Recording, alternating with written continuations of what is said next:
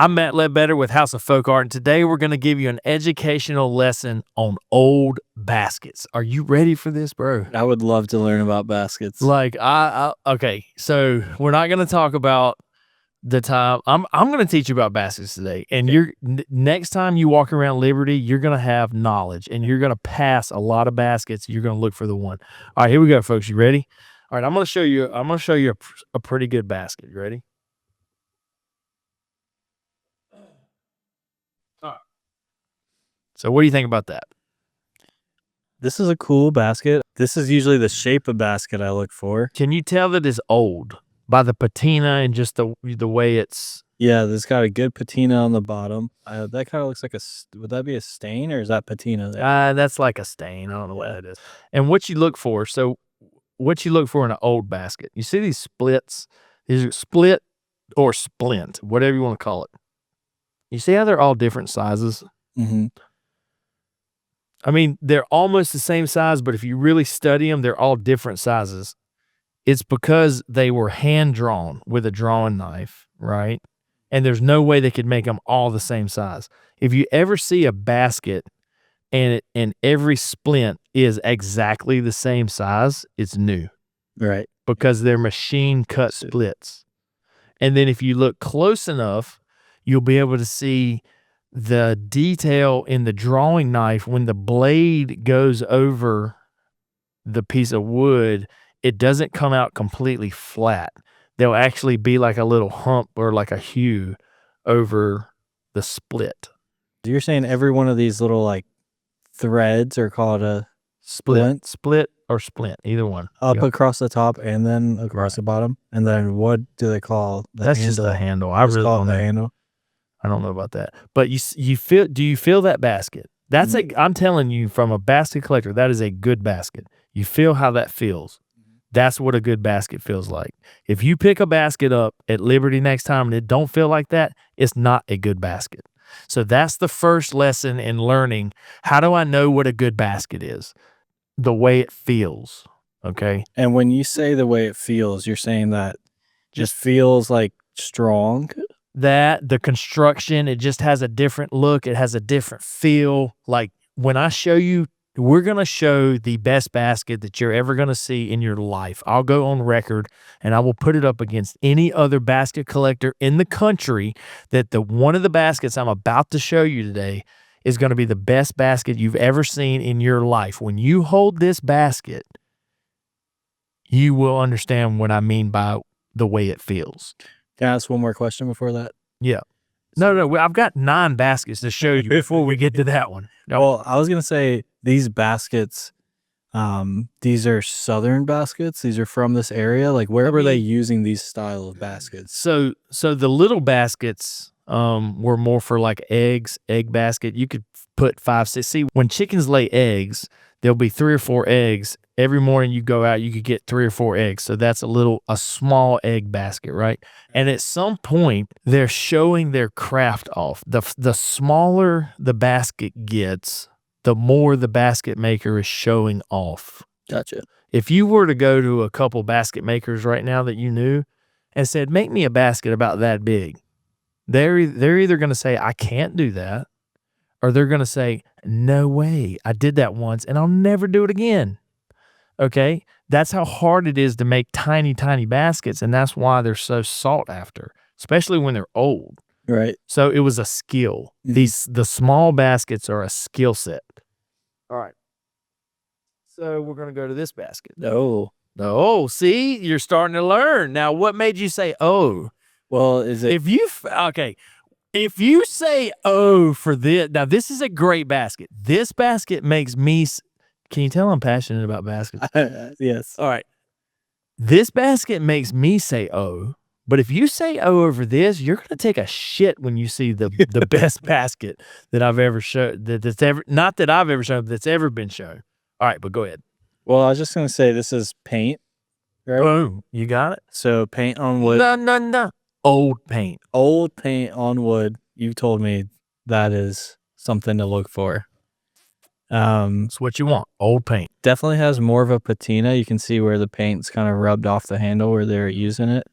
It feels really strong. Yeah. for how old it is. I assume it's very old. Yeah. I mean, and how old can baskets be? Well, most American old baskets are going to be from 1900 to 1920-ish, Okay. right? Now, they could go on back to the 1880s, but when you're collecting baskets, you're not specifying, I need a basket from the 1800s. The 1900 to 1920 is a great area of years for these baskets. Okay. Because that's when they would have been used. I mean, yeah, they were still using them, and there were enough people.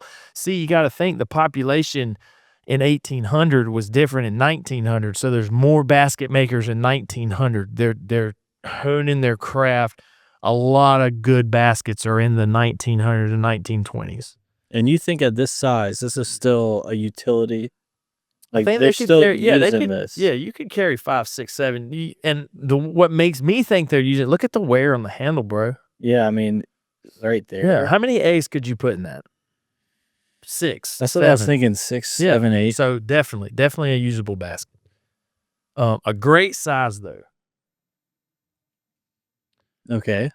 Boom. See, that one got a okay. So we got nothing on that one, a O and then a okay. I get it. All right. Well, I'm not judging them by a reaction. It's just now this is a basket that it's causing a reaction. It's causing a reaction. So the first rule is, if the basket doesn't cause a reaction, it's not good. Okay. Well, I think when I started looking at baskets, like that's the shape I would typically go after, but I've started to like these more. And now when I'm looking at it, like the way they've done this handle, like it's notched a little bit, it looks like. It looks like they used a whole sapling for the top part. Maybe. Never thought that much about it. A whole sapling. I mean, look at that. It looks like a tree. Let me analyze this a little bit. Go for it. So yeah, the hand carved notch is epic. Yeah, you're saying that's like one. It's a good basket. The color is what makes this basket. The form, I'm not in love with the form. Right. That's what I was kind of saying okay to, because I don't know anything about this form. This feature right here where they've notched, it's different. It's a different style. I like that. The patina and the color is what pops that basket. Yeah. And so what we're trying to learn here is, when do you not buy the basket? Like, you know what I'm saying? Yeah. Don't pass that basket up. You wouldn't want to pass any of these baskets up. If they're within a reasonable, 400 or less, you would not want to pass these baskets up if you found them anywhere. And who's to say what they're really worth? It's just if you're talking to two people who have normal jobs and they make under $100,000 a year, they're not looking to pay but so much. But if you're talking to two millionaires who all of a sudden collect baskets and they have an inkling of an understanding of what a good basket is, now what are they worth? You see what I'm saying? So it's really hard to really put a price on things like this. Generally, they're worth $200, $300, $400, $500 until the room changes. Now you get people with serious money. Who's to say that they're not worth $1,500 a piece? Go find another one. I know, because it's old stuff. You're not finding this same piece again. You're not going to find this at Liberty. Right. But I actually found this at Liberty. Just kidding. I did. I bought it from Laura. She had it on that. She bought it from Brunks. Brunks sold this. I don't have them all here, but he sold like 4 baskets in one lot. Mm-hmm. And dude, when I saw these in person in Laura's booth, I was like, oh my God. So I bought 2 or 3 of them. Oh, this is one that I bought from her. Yeah, that one's cool. Now, compared to the first one, why does the shape change so much? Like, some of them get so elongated. I don't know. But that is a buttocks. See, that has a butt. That is a buttock. This is like a true egg basket, right? The eggs go on both sides of the pockets. Now, does that have a zoom? Is he able to zoom? Is he zooming in on these? I think he can zoom. Yeah. Because it would be important to just get, I just hope that we can get the boom. I just want to get the boom picture of these. Yeah, these are, did you see that it's got, okay, go ahead. No, Well, I was just looking at The writing. It says someone's name on it. It does. And that's another thing that you need to be looking for. Mary Ward. Now, did Laura see that? I don't know. I don't remember if we spoke about that, but yes, that adds tremendous to it. And now the thing about this is this: it could be the maker or it could be the owner. That's what I was going to ask. Like, who knows? Because that you'd have to do research. I don't know. You'd think if you own this basket, that'd be a good place to put it. Well, and then so it actually has two names on it. It says Mary Ward and something. Lewis Scott. Have you ever seen a cane or a walking stick that has multiple names on it? Like is passed down? I've seen that before. Yeah, and yeah, but I don't know what they were from. I just assumed like it was that person's cane and then it was passed to someone else. So we're gonna speed this up a little bit. Okay. I'll leave this one because that's a special maker. But all these baskets are relatively what you would call pretty good baskets. Yeah. And by far, when it comes to how the basket is made, in your opinion, I'm talking about how the basket is made, the construction of the basket. If you're talking construction, what are the top two out of these? I think the first two. And you'd be right. Yeah. The construction of the tightness of the weave, the to, overall. I mean, the weave is a little loose, but this is a smaller basket. That's right. It's probably a lot so bigger. It's got the size going for it. It's got the oldness, the patina. It's got some losses. And what we're talking about that is some of the things are broken off. But they're all, it would turn my head if I was walking. That is probably the lesser. This would be one that I would be like, I don't know if this is new or old. Like I wouldn't know how old that one is. I mean, it's getting there on some age. It might be from the 40s, something like that. I'd put it 40s or 50s. It's definitely, it's not machine splits. See how little that split is versus the one beside it versus that one. They're all different sizes. That means somebody hand cut the splits. Yeah. And all old baskets are going to be like that. And then the wear, and I mean, they're not going to have much wear. They're not old enough to, but just from getting moved around. So who knows though? Is it from 1980s? I don't think so. Right. Okay. So this one is a special basket. This is a basket made by a known maker, and her name is Mary Cosby. Oh, yes. And you can always tell a Mary Cosby basket by that tie off. Right. And just look at the construction. I mean, it's constructed better than these two. Right. Right. I mean, it's just so tight. And then all the little splints, you said? Well, I don't know if they're called splits or splints, but I can tell you this. There's a book out there. There's a basket book. And on the first page, it says splits, ? Or splints, ? No. So I think it's a debate, split or splits. I've always, my whole life said splits. And then I've heard people say splints. And then I found that book that says splits or splints. So listen, I'll go ahead and say this. I'm an authority on baskets. Do you understand this? I'm an authority on baskets.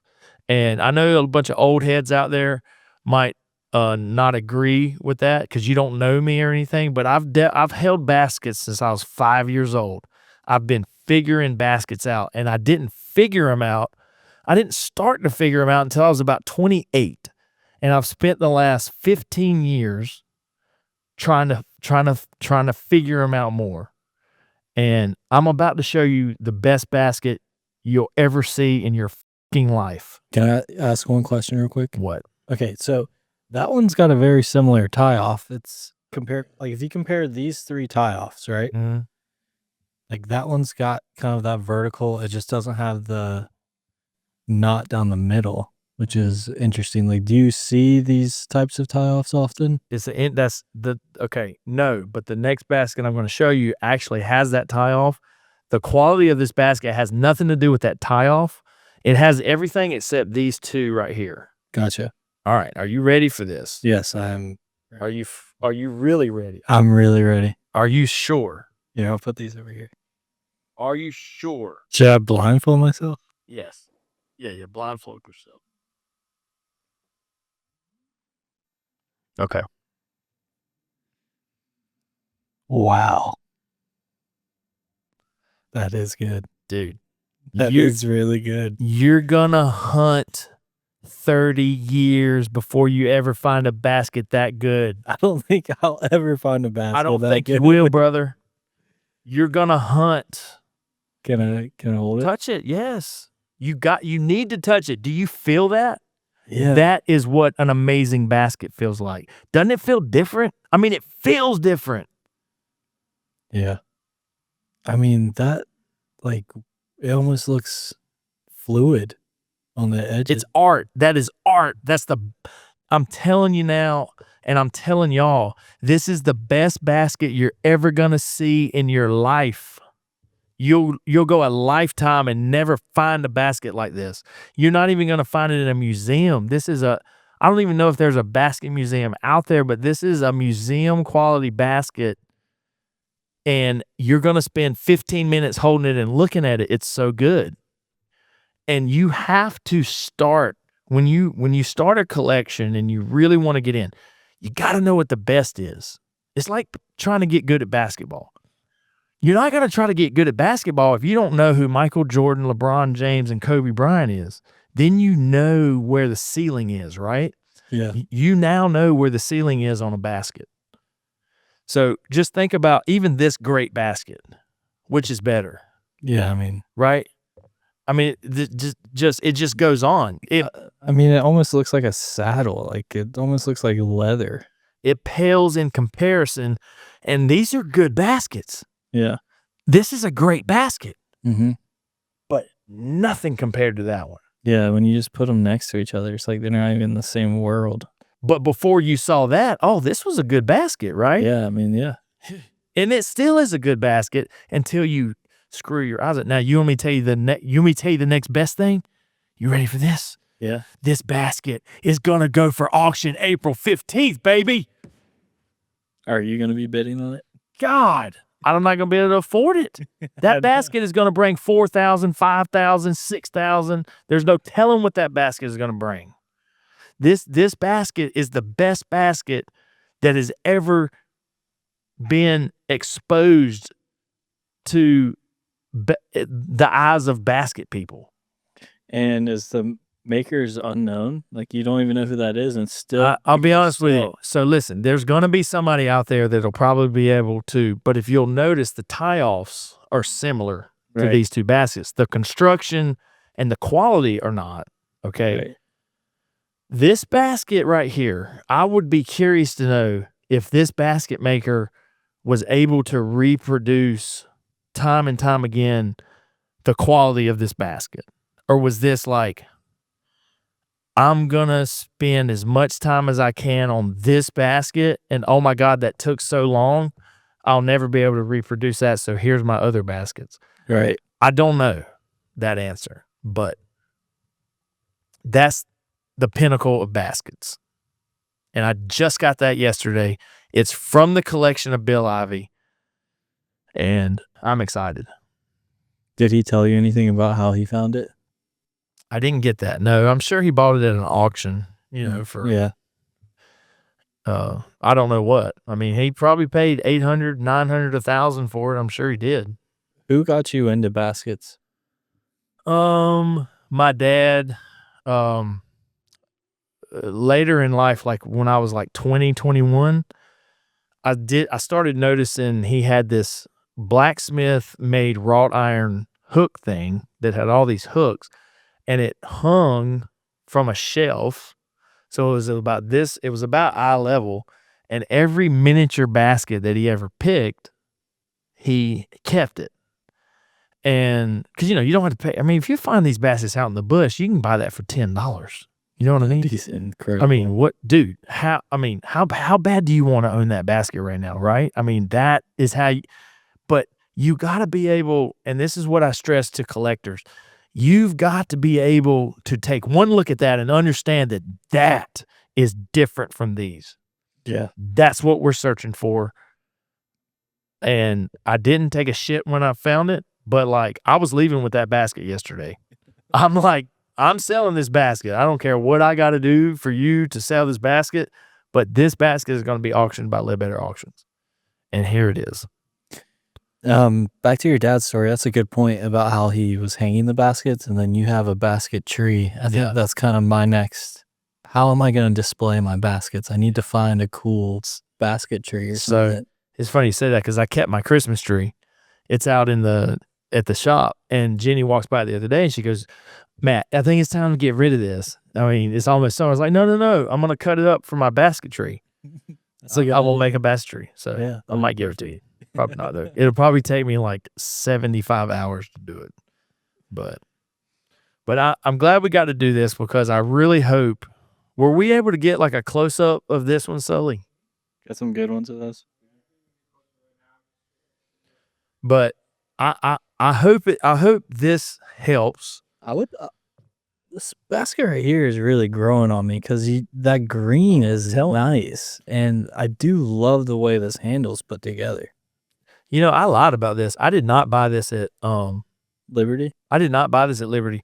My dad bought this from a picker. A picker picked that, called my dad over to the house not too long ago, and my dad bought it from him probably for $40 and then charged me $400 for it. But I was happy to pay it, but I did not find that at Liberty. This one feels so strong. Yeah. This is the fancy one. It's as good as a Shelton Sisters basket. I've never seen a Shelton Sisters basket that small, and it has more decorative attributes than a Shelton Sisters. Yeah. So I'm going on record. This is the best basket you're ever going to see in your life. And it's one thing to have a miniature. Now, I'm not saying it's the smallest. I'm not saying I'm saying overall construction, patina, age, size, it's the best. We have just done something that I don't think's ever been done on camera before. We just educated on baskets, and we showed you the best basket that you're ever going to see in your life. It happened here in Gibsonville at the House of Folk Art, and I'm stunned. I've got to eat now. I mean, my energy is depleted after this. Yeah, we've done enough. We're good. All right. Ladies and gentlemen, I'm Matt Ledbetter with the House of Folk Art, and I have the pleasure of showing you one of the most interesting Marvin Bailey jugs I've ever seen in my life. What about you? Is it interesting? This is one of the most interesting Marvin pieces I've ever seen. I mean, his idea was knock all the little face jugs off, and then you've got like 20 face jugs. But look at this. This is a jug here that has miniature face jugs attached all around the jug. And Marvin told me how many eyes. It's got like 48 eyes or something crazy. So, 2 eyes per thing. But look at that. I mean, this is an outstanding piece of folk pottery. I've never seen anything like it. Is that enough eyeballs to be classified this as an eyeball jug? I don't know. Maybe. It's got some. The glaze is really nice. Speaking of eyeball jugs, let's put an eyeball jug next to it. I think, listen, if you own an eyeball jug, I think you're going to need one of these. This is what it would look like to have this and an eyeball jug. Transition. And they're the same color. Look at that. Doesn't that pop? Guys, this is where it's at. This is where it's at right here. If I saw this at auction, I would say to myself, I'm going to own this. I'll tell you what. I would run that thing up. I tell you what, listen, I don't know what this is going to bring. I mean, Marvin gets 1, 2, 3, 4, 5, 6, 7, 8, 9, 10, 11, 12. I mean, it's at $40 a little face jug. I mean, his miniature face jugs bring 40 to 140. At $40 a little face jug, you've got $400. You've got maybe $800 in little face jugs on that jug. There's no telling what this is going to bring. The good news is there's no reserve on it. It's selling. It is auctioning March 30th, Sunday, March 30th. Who in the bit about the divine, the 45, the 50? It's gone. So that's something I noticed about Marvin is, and tell me this is true, that he seems to be, he keeps innovating. Like you've never seen this. I've never done seen before, that. No. right? No. So we see his pieces come in and then they get sold at auction. They go out and the new pieces come in and there's always something slightly new. Yeah. And that's interesting because a lot of artists, they have their signature and their craft and they'll make 5,000 of that a certain way, right? But he's innovating. Yeah, I think I think he kind of just sits around and is like, what next? What can I do different? What can I do next? And I think the blue glass runs, I think they're epic. And I if you're going to buy this, I think you're going to need to own both of these, to be honest with you. Right. And look at the pair. What's unique? Tell me about this glaze. Well, that's where I'm not that good. I don't know. Yeah, I don't know. I mean, Kyle has a theory, and well, this is only because I own a Navy. I own 3 Marvins, and we're playing favorites today, but I own 3 Marvin Bailey face jugs, and one is Navy, like this. Nice. One is bright red. Nice. And one is like a baby blue. Nice. And so basically I've got if you look at the 3 faces, I got a NC State red, who looks like a doofus. Okay. I got a blue, the navy blue, looks like a devil. It actually looks like a devil. And then the Carolina blue looks like an even bigger doofus. So, So you must be a Duke fan. Are you a Cooper Flag fan? None of those fans. I just think it's funny. I didn't even mean to, but originally I bought them because I was like, I want every color glaze. Oh, I got you. And that was cool. But these are Carolina, blah, blah, blah. Yeah. I mean, I'm not into the science of the glaze. And see, the glazing is different nowadays because they can buy their glazes. See, back in the day, they had to make their glazes. And how do you make they used to say red was impossible. But M.L. Owens figured out how to make red glaze, and then he lost the recipe, and the recipe lost with him, and so then they went years without being to make red. Now that's all over because you can just buy a red glaze. So that's interesting. And I am friends with somebody who got in the studio recently, and they're not allowed to use their own glazes, which is interesting. I don't know if this is just an amateur thing, but it's a fairly large studio. I don't know. And but they said they have a glaze expert, so there's like 100 people at this pottery studio. Okay. And they said, yeah, you can't do your own because you could mess up the kiln.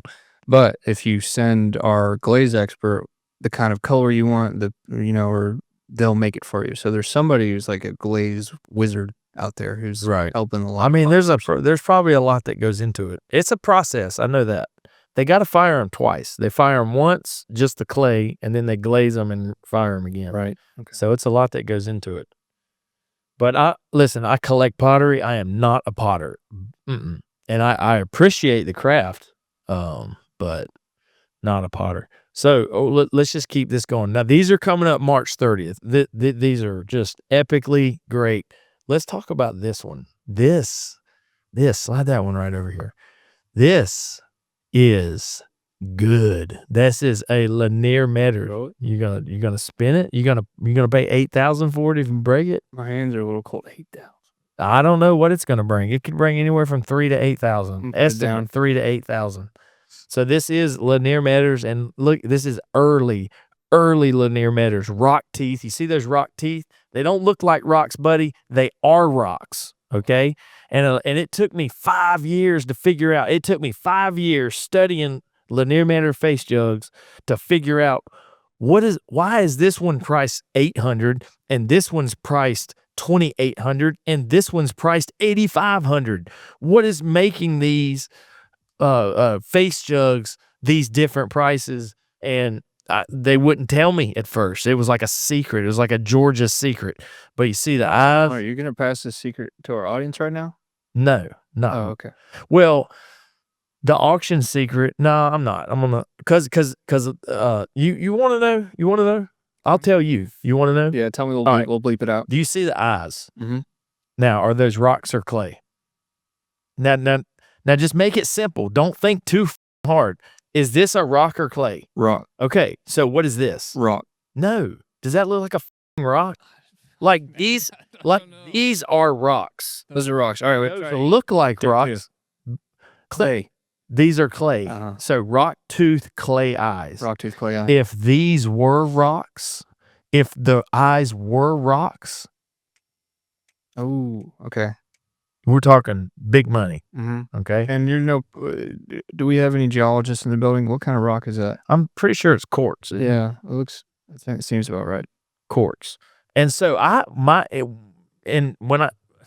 talking about just 6-7 years ago. I didn't know the difference between clay teeth and rock teeth, because the clay, just like you had trouble identifying are those rocks or clay. Mm-hmm. I mean, it's clay all day, but if it was rocks, there would be no question. Oh, that's a rock. Sure. And so you don't want to overthinking it. If you're looking at these and trying to figure it out, don't overthink it. It's either a rock that you find out in the parking lot, or it's not. Mm-hmm. It's not, oh, that looks like a rock. No, it's a rock. So, and it tremendously ups the price. Now, It's got some weight to it. yeah. Is that a factor? No, not back in the day like that, because Lanier was a utilitarian potter first. Right. So making a real thin piece of pottery just it wasn't really on the agenda. So, he was a good churn maker. He made pottery that needed to be used, and then transitioned to the face jugs. I don't know what, 1960. Let me tell you something. You will get cussed out by Georgia pottery collectors if you make a mistake. So I hesitate to say anything about this, because I don't truly know the Meaders deal, right? I mean, I know Cheever's Meaders was the father. That's big money. Cha-ching. Mm-hmm. And if you're an expert, 10, 15, 20,000. Right. And if you're watching this and you're a Lanier Meadows expert, give us a call. Okay, so you're going to get slammed for that. It's not Meadows, it's Meaders. All right, hold on, take two. No, we don't cut here at the House of Folk Art. Hold on, watch this. If you're watching this and you're a Lanier Meadows expert, give us a call and come on the show, because sometimes we don't know what we're talking about. Come and you say they don't know what they're talking about. You can sit right here and tell us and everybody else out there everything you know about Lanier Meadows. We'll give you a platform, and we'll give you $5, and I will welcome. We'll buy you Culvers. We have a Culvers here. Yeah, that's a new thing. I'll welcome that. And listen, it took me 5 years of asking the same guys, the same group of guys. I go to the Hickory Pottery Festival, and they'll be there this year, and they had Lanier, like 5, 6, 7 on this shelf, 5, 6, 7 on this shelf, and I'm looking at prices, $750. The next Lanier Meaders face jug, $1,800. Then there's one up here, $3,700. And I asked the guy, I said, hey, why are they priced differently? What's the difference? Like, what makes this? He's like, oh, they're just different. I'm like, no, I need details, bro. Like, what if I find one of these in a house? I want to know if I got to. So the next year, he told me a little bit. Oh, those are rock teeth. Then he told me a little bit more, and it took about 5 years to figure the entire equation out. And I'm not saying that I got it figured out, but I'm on my way. I see a lot of Lanier Meaders. We have 2 to 4 in every auction. So I've had a lot of them, and I can tell you this is a very early one. You see how the cheekbones are pronounced? Yeah. That's an early trait. The rock teeth, the shape of the whole thing, kind of like the bulbous basketball looking shape. Yeah, so this is a great face jug. It's going to come up in April. Where'd you get it, or is that confidential? No, it's from the collection of Bill Ivy. Okay. Yeah. Bill Ivy collection. It's a good one, and it came out of his house too. So it hadn't been shopped around. It was previously from Bill Ivy's house. Yeah, it was previously not for sale, but I used I get into these collections and I take them as an auction, not as let me give you $10 for it and sell it for $1,000. Right. It's not like that. But I had to pick this thing to get it consigned. I mean, I really did. I had to use a little voice magic. Yeah. On Bill? On Bill, absolutely. We visited his house, I want to say about a year ago. Or maybe we visited Bill about a year ago. He's a great guy. Yeah, we went to his shop. But I guess y'all went to his house. We did go. I don't know. Yeah. And equally as impressive. Well, listen, he is one of the top names in collecting period furniture and historical pottery for the last like 40 years, 50 years. I mean, he's on up there in age. Also a Benny Carter enthusiast as well. Oh, yeah. He went to Benny's estate sale, and he's gotten into contemporary face jugs also. So he's got some really good Berlin Craig. He's got a few. We're from North Carolina, so Lanier. We're not in the hotbed for Lanier Meaders like we are for Berlin Craig. And both potters, man, if people really knew how many face jugs they made, it would trip you out. But there's good, there's better, and then there's best in everything. So it doesn't matter how many they made. If it's a good one, you want to snag it up. So if you want to start your Lanier Meaders face jug collection, why don't you comment in and ask some questions, and then we can help you. You want to know something that's funny about this one? Yeah, tell me. It's not signed. Interesting. And every Lanier Meaders face jug that I've ever sold has been signed. So let me pose you a question here. How do we know that this is a Lanier horse? Well, I think it goes like this. How do you know that that's called a coffee pot? It's that simple. When you know, it's that simple. But this is definitely a Lanier Meaders, but it's not signed, which kind of trips me up. And they're normally always signed on the bottom. So, but it's a great one. And interesting. It'll March be 30th, the day after the Catawba pottery. Well, March 30th is for these. This is going to be in April. I just got this yesterday, so we still got to photograph and build the auction. So were you in Ashford? Yes, yeah. Is it Ashford? Ashboro. Were you in Ashboro yesterday? I was. Okay, Yep. Did you go to his shop? Yep. We started there, and then we went to the house. We got this too. These are so good, and this brought so much money the last time. This Billy Ray Hussey lion. Yeah, that one's cool. See if I can reach around. Oh God, I need longer arms. I mean, this is awesome. Look at this snake right here. Look at that snake for a tail. That's the Medusa crazy. lion. We got the initials on the nuts. I feel like we got to point that out because everybody likes it. These are rare. These Medusa lion face jugs are rare. How rare? Not too rare because he's still alive, but they're rare. I mean, you don't see many of them. Yeah, it's badass. But sometimes rare hurts. If things are so rare, there's not that many collectors. Right. So if you have like 3, then how many collectors can there be? Right? So that's an interesting. Do you think with the Marvin face jug, the No, squared? because there's enough Marvin collectors out there. I mean, just us alone, just Ledbetter Auctions. Just me and you. Well, Well, I'm saying just the Ledbetter Auction, I probably could form a database of 300 different people that have bought. There's 3 people right here. right. So That's what I was getting at. yeah. I could formulate that database Yeah. of who owns a Marvin Bailey. And so now you got 300 people that are going to view this as, oh my God, I've never seen that, versus, Billy Ray Hussey, people have Billy Ray Hussey, but there is there's a saying in the auction world, and John coined this, and I'll give this to him, but I'm going to steal it. Sometimes the buyer is more rare than the piece. You get what I'm saying? Yeah, I got you. Like, And it has to do with the imprinting too. Yeah, what do you mean? Well, I don't just know. like when okay, maybe I'm reading this wrong, but when you have a unique piece and you have a unique buyer, I might imprint on something that nobody else is. Right. So maybe that makes me rare.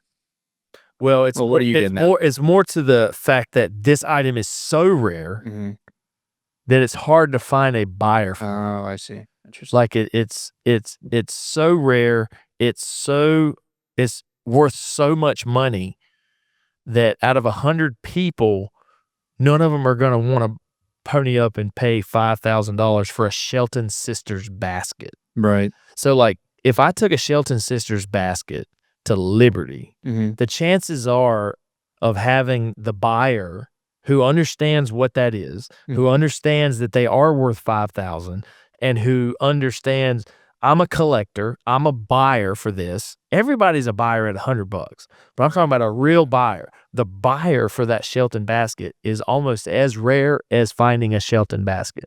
And can you even sell pieces that are that rare at a festival? Because when we're walking around a festival, there's not signs on everything. There's not plaques explaining. It's not like, hey, come here. There's the rarest basket on the lot.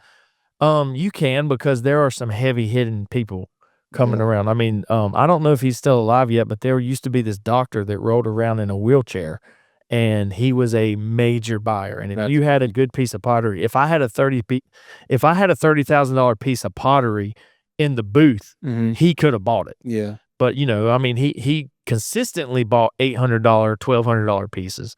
But That's cool. that's the best. You got a I pile would fit have. in your booth where you see the man in the wheelchair roll up and you say, "Right on over here, sir." Yeah, I don't know.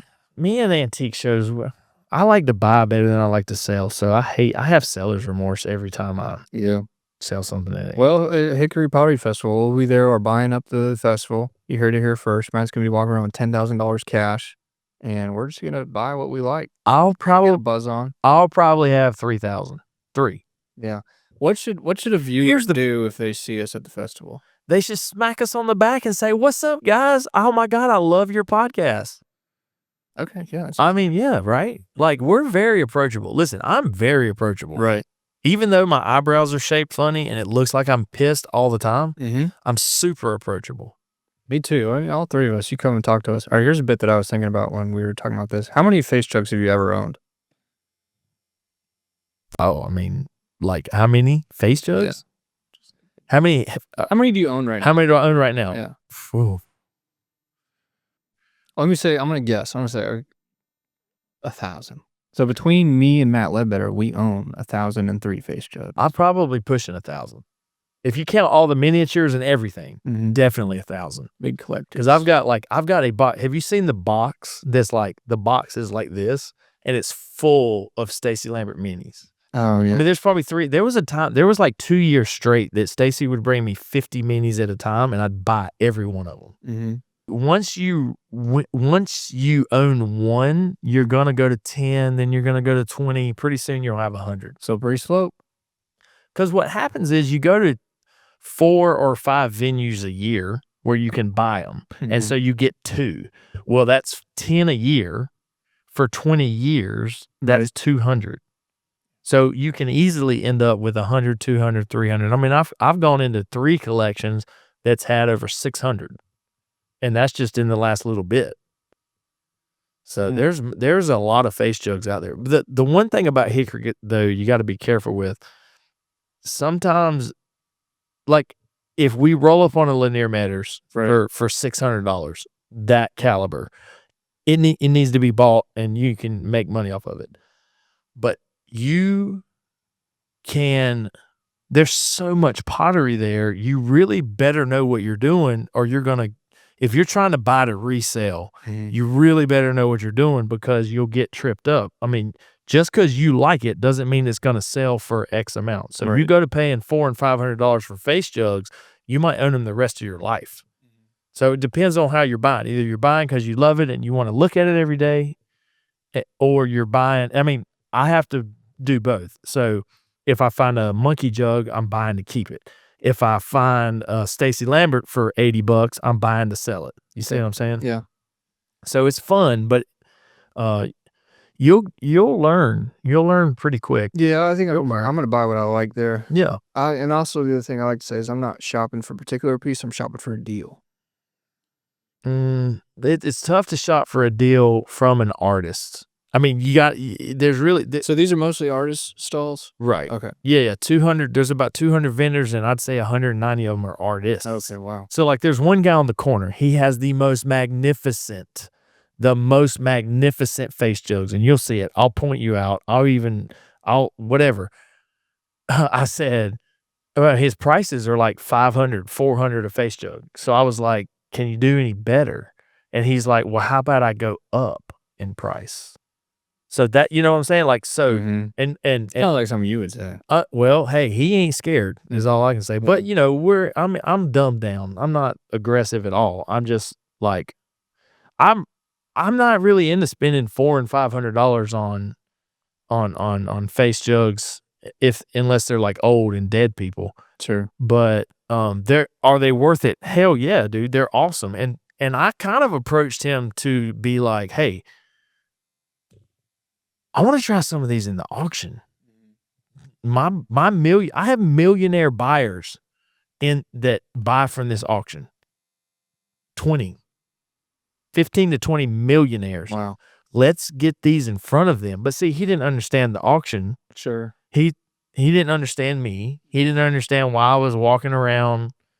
So, you know, Well, It's all good. I wasn't pressing. The only thing I was thinking was, well, maybe I'll just buy one. And when I said, will you do any better? His remark was, well, how about I just go up on them? Yeah. So, clearly. So I don't know about, it's hard to beat a potter down. Yeah, and I don't want to beat a potter down. You don't want to beat a potter down. Just pay their price. It's not a flea market. We like artists here. Have you ever thought about murdering an artist to make the value of their pieces go up? You know that Ab died, right? I'm just kidding. I didn't kill Ab. It doesn't quite make, I don't, listen. You don't have to do it. I just said, has it crossed your mind? No. But I can tell you this, just because an artist dies does not mean their work's going to go up now. Yeah. And I don't want any artist to die, by the way. I don't wish that upon anybody. But are you going to cut this? You're going to have to cut all of this. I'm trying to think, because by the time this episode comes out, it's probably going to be July. Yeah. So what can we, and we're both in here shivering. So what can we say? I mean, it's got to be 30. What can we say that's going to hold up in July? In July? Yeah. It's going to be hot as hell in July. I'm looking forward to the hot weather. I mean, yeah. Pop the top. This cold stuff is for the birds. You ready to be done? Oh, shit. It's probably the Catawba Valley Pottery Festival. No, it's like this. So there's this thing called the Southeast Old Threshers Reunion, right? I don't call it that. I call it Denton. We're going down to Denton. We're going down to Denton, yeah. And we're going to mess around. Around my house, if we say we're going to Denton, that means on July 4th, we ain't going to be at the beach. We're going to be in Denton looking at tractors. In a cornfield? Yeah. So Hickory Pottery Festival, everybody knows it as Hickory. You going to Hickory this year? You going to Hickory? And if you partake in the Catawba Valley Pottery Festival, it will soon be to you. We need to get you to that point. We need to get you saying, we're going to Hickory. When are you going to Hickory? When are you going to Hickory? I'm going in March. Are you going to go to the preview night? Are you going to stop by the House of Folk Art booth? Are you going to try and get a picture with Matt Ledbetter, or maybe even better, the producer, Kyle Sheets? Or Sully. What is your title? Executive producer. So Executive producer. I heard he was single. Are you single? Yeah, I'm single. Newly single? Yeah. Oh, shut. What happened? Too many face jugs? Too many face jugs. Jeez. All right. I swear to God. I cut all this. She comes down for Valentine's Day. I go, oh, I got a couple new face jugs there. Jokes at him. Dude, I think it might have been a contributor. Dude, I know. If you don't get no react, that could be your picking point. I like, think you need to get a reaction from these chicks on face jugs. If they don't react to the face jugs, they're not. I like the shock and awe. I'm not afraid of hiding my collection of face jugs. I don't have many face jugs in the house because but I have a lot of like eyeball jugs and stuff like that. A lot of wall hangers. I got a lot of wall hangers. I'm addicted to feeling. That's the thing about collecting folk art. You don't just do one. You have to fill the wall up wherever there's an empty space. I'm thinking about a fresh start, redoing my whole house with the wall hangers that you're selling this week, next week. Yeah, that's Saturday. Yeah. Dude, now is the time. You need to jump on those. They're huge. Well, listen, they're huge and there's so many of them, and I'm getting a king bed and massive paintings put on the wall, and then everything's big. Everything's big from that point. But we'll see you guys in Hickory. It's going to be fun. Can you believe they're charging us for a booth? I had to pay like $375. Huh? You can't say they're going to see this. Oh. Well, I think they should just let us set up. I mean, come on, get real. We're going to pump their stuff up, right? Look, $375 is a small investment. We're talking about making $1 million today. Yeah, we are going to make $1 million. I made $4,000 on the phone, so we got $996,000 to go. Well, it's not signed yet, but nice. Y'all are going to charge those poor cheese people $4,000? I'm just kidding. That seems, yeah, okay. So, I'm just messing with you. I'm just messing with everybody. We can't put any of that in. All right. I'm going to go sign my nutsack. Thanks. All right. See you guys. See you guys.